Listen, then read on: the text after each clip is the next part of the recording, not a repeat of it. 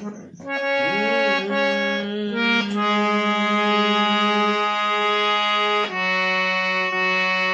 ममता के अनमोल खजाना कबो न दिल से तेज, ममता के अनमोल खजाना कबो न दिल से तेज, धड़केला हरदम बेटा खाती माई के करेजा,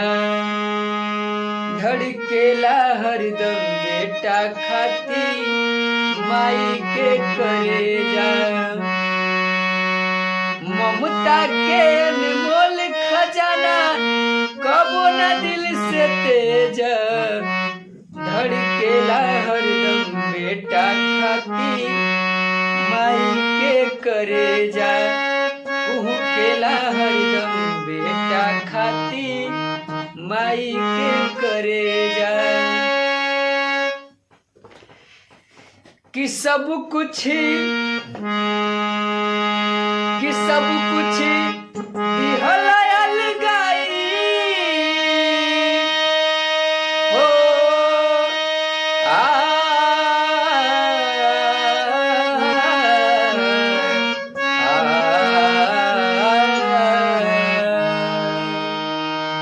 कि सब कुछ दिहल अलगाई, पाई पाई बीरना, कि सब कुछ दिहल अलगाई, पाई पाई बीरना, तब तदरही ओ तब तदरही के करा में माई बीरना, तब तदरही के करा में माई बीरना। कि सब कुछ लिहल अलगाई, पाई पाई बीरना, कि सब कुछ दिहल अलगाई, पाई पाई बीरना, तब तदरही तब तदरही के करा में माई बीरना, तब तदरही के करा में माई बीरना। जवन फूलवरिया के बन के खिलल फूल हो, कि जवन फूलवरिया के बन के खिलल फूल हो, ओकरा के लोभी भैया गइल तू भूल हो। कि कैसे माई बिक नहिया जुड़ाई ना होई, ओ केहू के तनो दुलारी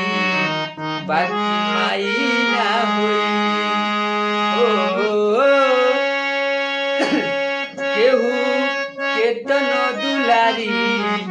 बाकी माई ना होई, ओ केहू के तनो दुलारी बाकी माई ना होई।